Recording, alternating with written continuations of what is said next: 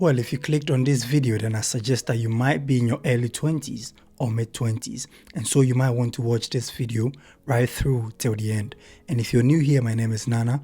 I hold a master's degree in business finance, and on this channel we discuss everything personal finance and personal development. And so in today's video we are going to discuss the 7 harsh money truths that I wish I knew in my early 20s and in my mid 20s, because not even a master's degree in business finance can prepare you for the things that I'm going to share. And that is why you might want to stick around, especially with all the developments that are going on around the world. And so if you're new here, just stick around and then watch till the end.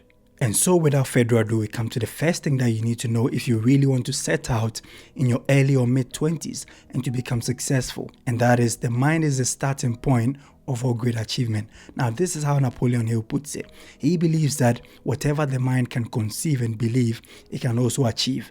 And so if you set out to actually pursue financial freedom or to become rich in life, then you need to sit down and then have that as a definite chief aim. So you write that goal down, that you would actually be happy if, for example, you're able to amass in excess of £10 million by age 30 or by age 40. That is a definite chief aim that will subsequently steer you towards several actions and inactions that will drive you towards the attainment of your goals. And so what you have to do is to sit down and then ask yourself the simple question: what am I actually seeing in myself, or what am I likely going to pursue in the forthcoming years? Have a vivid picture of what you really want to use your life for. And then at the end of the day, if you're able to sit down and then convince yourself, repeating to yourself consistently, exercising the power of auto-suggestion and convincing yourself that you have the requisite skills, or you'd probably figure it out as you get started and then perfect things as time goes on. That is what you need to do. The starting point of a great achievement, including becoming rich, starts from the mind and not in your bank account.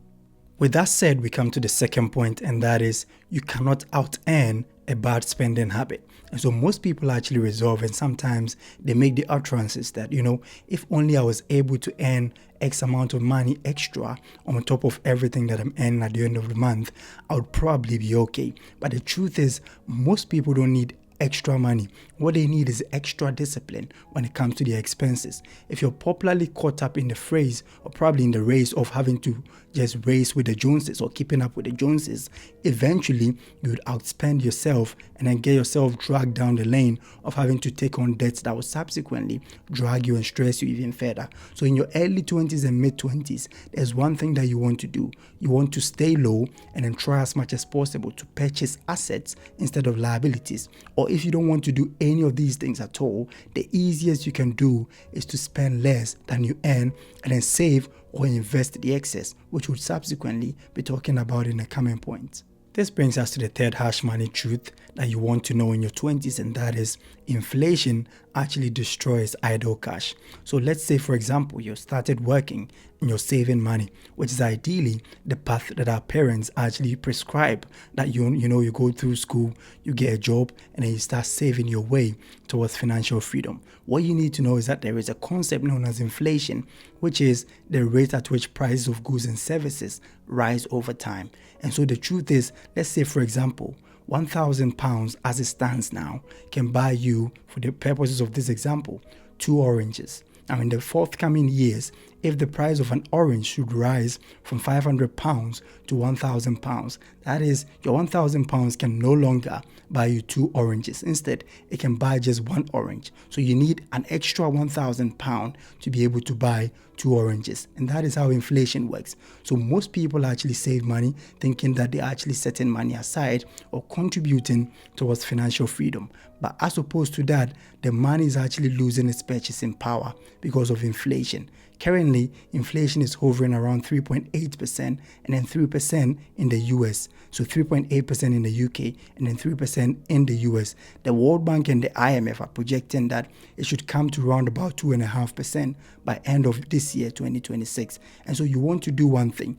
Try as much as possible to invest money as opposed to just saving money or letting idle cash get stuck in a bank account. Because at the end of the year, inflation would eat into that money that you're saving, and then eventually you'd be able to purchase less with the amount of money that you've saved. Of course, I have several videos on the platform on how you can start investing with as little as £10 and then consistently resort to a strategy known as dollar cost averaging and then build wealth out of your 20s and your hard work in the early years that you really still have the strength to actually go and then pursue your goals. That leads us to the fourth point, and that is debt is a financial prison and you want to avoid it as much as you can in your early years in your 20s. And so one of the easiest ways to actually miss your financial targets or your goals altogether is to take on bad debt. Now there's a difference generally between good debt and then bad debt, and that is what the ultra rich use to their advantage. So the ultra rich actually do take on debt, but what they do is that they take loans and then purchase assets that subsequently rake in income. As opposed to that, poor people actually go out there to take on loans or take on debts or obligations and then subsequently purchase liabilities in the guise of assets. That is, they get the most latest iPhone, they get the handbags and all those expensive stuff without actually having to think through and then asking themselves a simple question: this thing that I'm actually purchasing, does it have the ability to also consistently in the future rake in some level of income? If the answer is no, then that is your answer right there. You don't have to actually go on, take on some debt and then purchase those things. In your 20s, try as much as possible to keep debt as low as you can and then contribute every single money that you can into the stock market, thereby increasing your chances of becoming financially free at the end of all those years that you struggle and strive to contribute. This brings us to the fifth and the next point, and that is no one is coming to save you. Your financial future is in your hands. So unless you're born to some rich parents, of course, that would subsequently just give you some level of economic outpatient care or handouts to actually subsidize in one way or the other for your expenses and all of that. What you really need to know is that no one is coming to save you, and your pensions subsequently when you're old might not be enough for you. And that is currently the UK government actually came out with a resolution that they seek to reserve the rights to actually manipulate the years at which you can proceed to go on pensions. So you would actually contribute your pensions all throughout your years. And then when you get to 66, when finally you're actually by law required to retire, the government can come out and say that, you know what, I don't want people to retire at 66 any longer. Instead, I want them to retire at 68 or at 69. And that simply means that you'd actually have to work 2 years more or 3 years more in order to be entitled to your own money and the pensions that you've contributed. And so what you want to do in your early 20s is to try as much as possible to capitalize on your strength and then make sure that you're actually diversifying your income streams. Because when you are to count solely on your pensions when you're old, that would actually be limited or be subjected to the discretion of the government thereof. And the government can resolve to make you work till you die, till you drop dead, literally. And so that is why you really need to take your own financial fortunes and your future into your own hands and start making tough decisions today that you have the strength, you have the time and the opportunities surrounding you. This brings us to the last point, and that is to take care of your health, because health is wealth. Now, for most people, sometimes we really set goals and we are so fixated on those goals that we actually do not focus so much on the production capability, and that is ourselves or our health.